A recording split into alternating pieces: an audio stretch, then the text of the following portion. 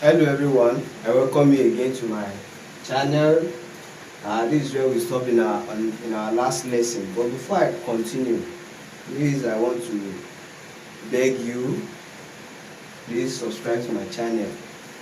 As you watch the video, if you are see I am gaining something, at least subscribe to the channel so that immediately any other video is uploaded, you'll be notified. Thank you, God bless you as you do that. So now let's continue with our lesson.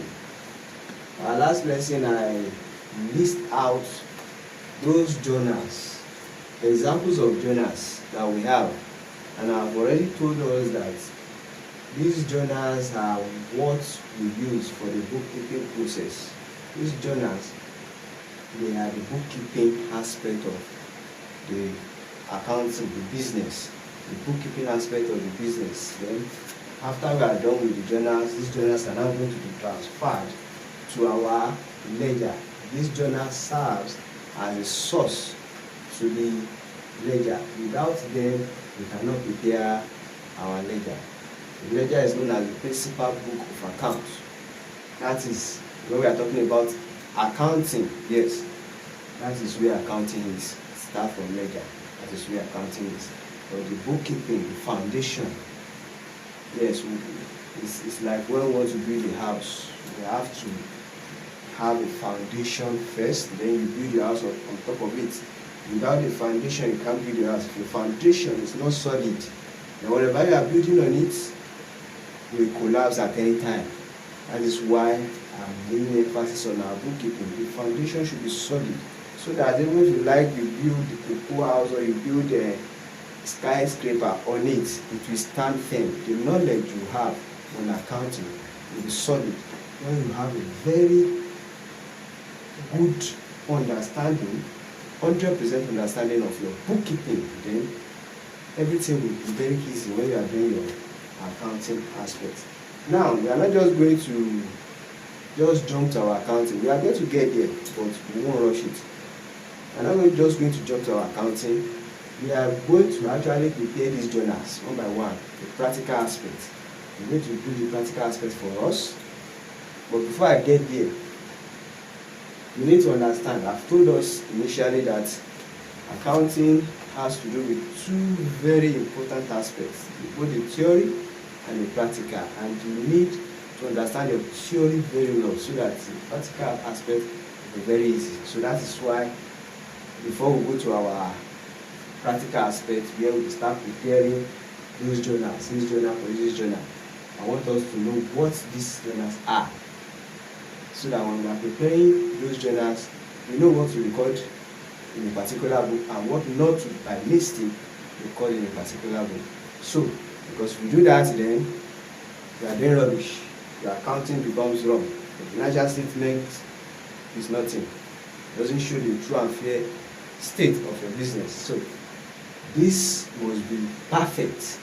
Then every other aspect of your accounting will be perfect. If this is perfect, the ledger will be perfect. All statements that are preparing will be perfect. Here, prepare your trial balance, prepare your income statement, statement of financial position, and all those. But for now, let's face this.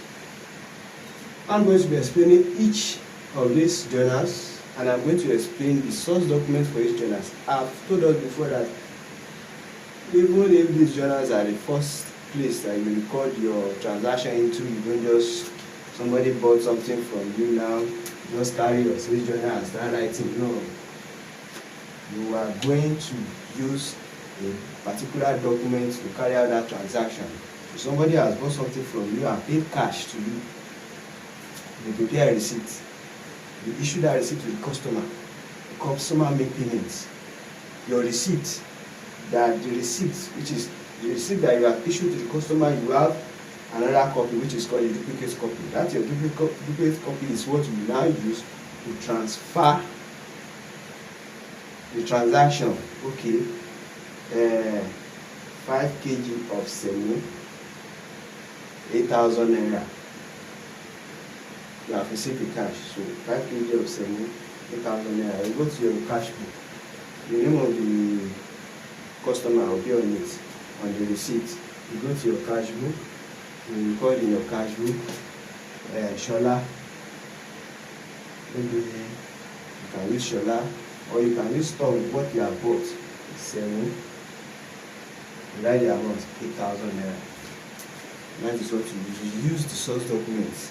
The source documents to record into your journals. So each journal has its own source document. And as I have said earlier, source documents are official documents that acknowledges that the transaction has taken place. You have purchased something on credit, you are going to give you a receipt. If you have purchased something on, yes, you have purchased something and you pay cash, you take receipt, you receive receipt. If it's on credit, we give you invoice. Even some cash payments still receive cash invoice. Yes, depends on the company, whatever the source document they are using as whatever they are using as their source document. It depends on the company. So now, let me talk about each one by one. The sales journal. The sales journal is used to record goods sold on credit, and it could also be a service that is rendered on credit. Now, your source documents.